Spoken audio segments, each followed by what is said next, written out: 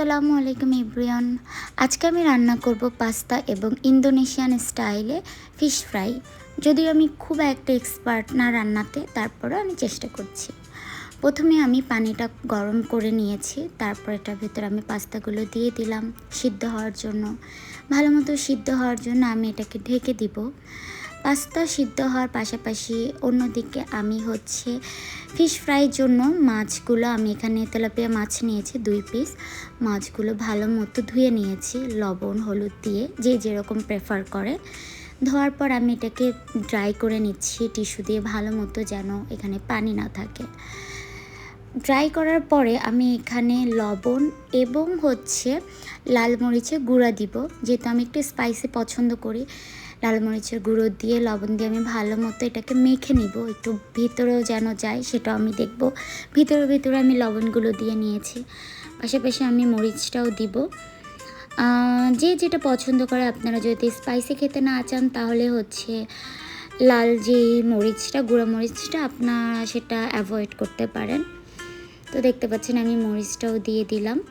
এটাও আমি ভালো মতো মেখে নিব মাছটার সাথে, একদম যেন ভিতরে চলে যায়। খুব ভালো মতো আমি মেখে নিচ্ছি। আচ্ছা, এটা আমি ফ্রাই করার জন্য আমি অন্যদিকে ময়দা নিয়েছি, আপনারা সেটা দেখতে পাচ্ছেন। আপনারা চাইলে এখানে কর্নফ্লাওয়ার ইউজ করতে পারেন, এটা আরও ক্রিস্পি হয়, কিন্তু আমার বাসায় যেহেতু নেই আমি তার বদলে ময়দা ইউজ করেছি। এদিকে আমার পাস্তাটা মোটামুটি সিদ্ধ হয়ে গিয়েছে। আমি দেখলাম আর 2 মিনিটের মতো লাগবে, তো 2 মিনিটের জন্য আমি এটা রেখে দিয়েছি। এটা সিদ্ধ হওয়ার পরে আমি একটু ঠান্ডা পানিতে এটা ঢেলে কিছুক্ষণ রেখে দিয়েছি।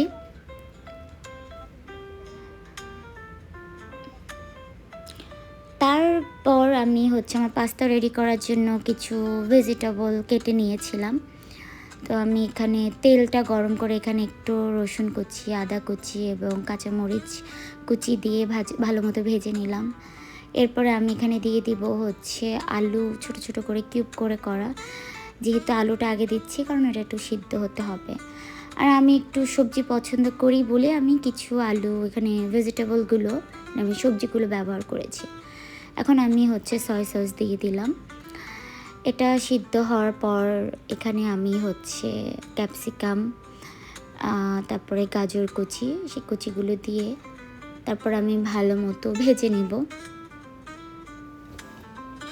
এটা ভাজা ভাজা হয়ে গেলে আমি এখানে 4টার মতো ডিম দিব, যেহেতু আমার পাস্তা পরিমাণটা বেশি, তাই এটা দিয়ে আমি ভালো মতো ভেজে নিয়ে এখানে আমার পাস্তাগুলো দিয়ে দিব।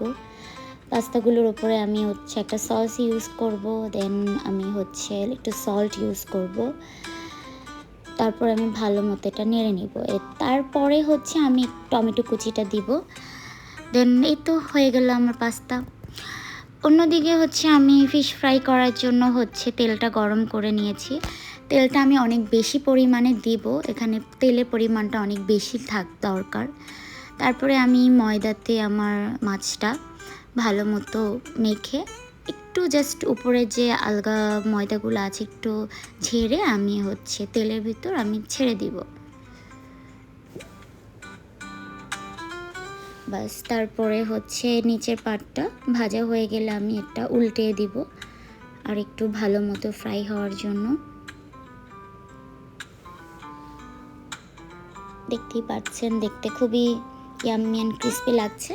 এখানে আমি এদের যে স্পেশাল যে সসটা, যেটা দিয়ে আসলে আমরা মাছটা খাবো, যেটা আসলে মেইন আকর্ষণ, সেটা এই সস। তো এখানে আমি ABC সয়া সস প্লাস আমি এখানে লেবুর যে রসটা এটা নিয়েছি, আর আমি কিউব করে অনেকগুলো কাঁচামরিচ দিয়েছিলাম, সেটা দিয়ে আমি মিক্সড করে নিয়েছি।